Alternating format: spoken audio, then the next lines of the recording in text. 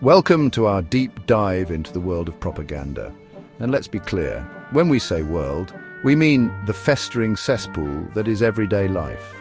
Today, we're strapping on our hazmat suits and exploring the various forms of propaganda, the techniques that'd make a used car salesman blush, and the impact it has on society, which, spoiler alert, isn't great. Think of propaganda as that friend who convinces you to get matching tattoos after a tequila bender. It seems like a good idea at the time, but in the cold, hard light of day, you're left with a permanent reminder of a very questionable decision. Over the next however long this takes, we're going to break down the propaganda playbook, from the obvious to the deeply insidious, because the first step to fighting the puppet masters is to see the damn strings. Buckle up, kids, it's going to get weird. First up, we've got political propaganda, which is about as subtle as a brick through a window, often with less attractive messaging. Governments and political parties, those bastions of honesty and integrity, insert laugh track here, use this to drum up support, because nothing says vote for me like a healthy dose of fear and smear campaigns against anyone with a pulse and an opposing viewpoint. Wartime propaganda is a classic example. Remember those posters of the scowling enemy soldier with fangs? Yeah, turns out they were just trying to defend their own country. Who knew? Then we've got the ever-reliable campaign ads, where politicians morph into whatever the polls tell them you want to see, be it a blue-collar champion of the people or a fiscally responsible alien from another planet. And let's not forget state-controlled media, where the news is delivered with the same level of objectivity as a North Korean press conference. Next, we're diving headfirst into the wonderful world of commercial propaganda, also known as advertising, or as I like to call it, the art of convincing you that you need things you didn't even know existed. This is where companies unleash their inner Don Draper, using every psychological trick in the book to make you believe that buying their product will somehow fill the gaping void in your soul. It's the reason you have a cupboard full of single-use kitchen gadgets you've never touched and a wardrobe overflowing with clothes you've worn once. But hey, at least you're keeping the economy afloat, right? Just try not to think about the environmental impact of all that mindless consumption. Hold on to your hats, folks, because now we're entering the realm of religious propaganda. This is where things get a little preachy.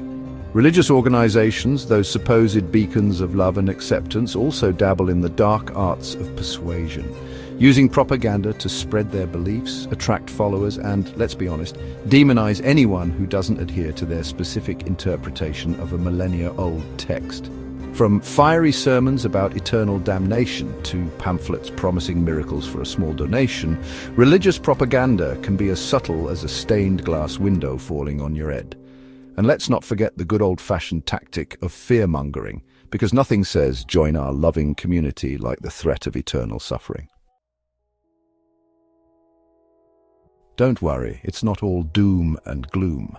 Sometimes propaganda can be a force for good, or at the very least, slightly less terrible. Enter social propaganda, the well-meaning cousin twice removed of the propaganda family.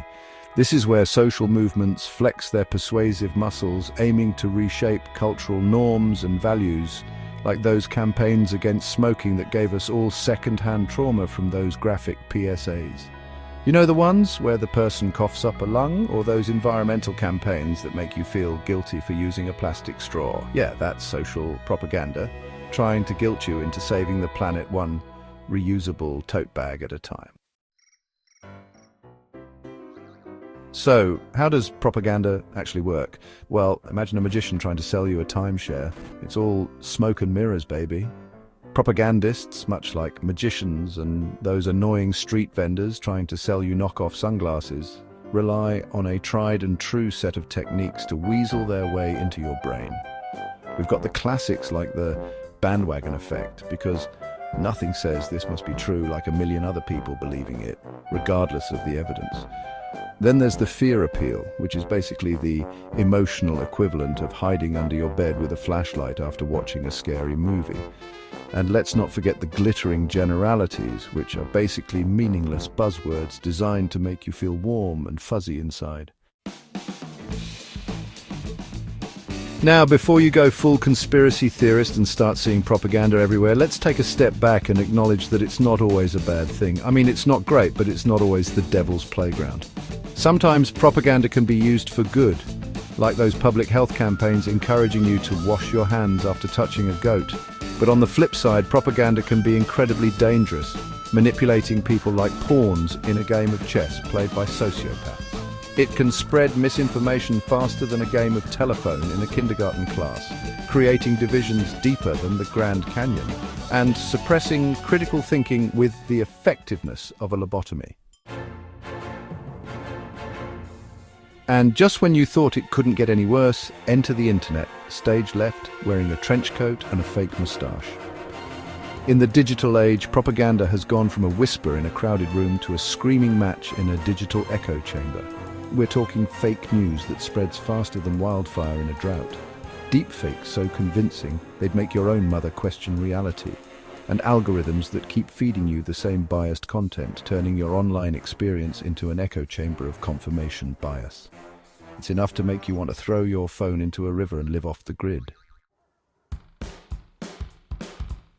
Thanks for joining us on this journey through the intricate world of propaganda, where nothing is quite as it seems and everyone's trying to sell you something, whether it's an idea, a product, or a version of reality that's about as stable as a house of cards in a hurricane. The good news is, now that you're aware of the game, you're less likely to be played.